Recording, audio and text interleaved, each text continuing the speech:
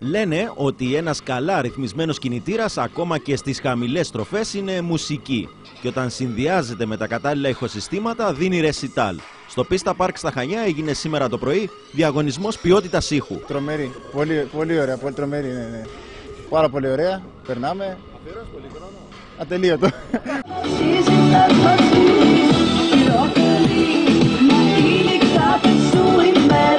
Πονάω πιο πολύ και από το Παντελίδη. Δικιά σου για όλα τα προβλήματα μου η ευθύνη. Γι' αυτό πραγματικότητα κατάρα μου θα γίνει.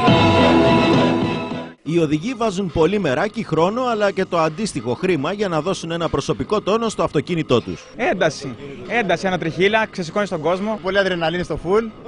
Τίποτα άλλο, αυτά τα κλείνει όλα.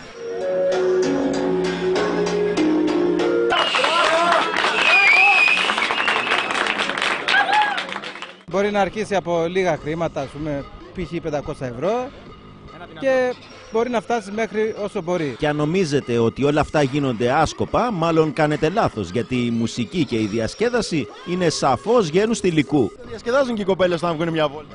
Εννοείται. Από τα μπάσα και όλα αυτά έτσι ηλεκτρίζονται, πετάνε από εδώ, από εκεί, παραπέρα, παραδίπλα. Όχι, είναι πάρα πολύ ωραία. Περνάς, σε προσέχουν όλοι, όλα τα βλέμματα είναι πάνω σου. Είναι εννοείται ωραία. Φυσικά, ναι.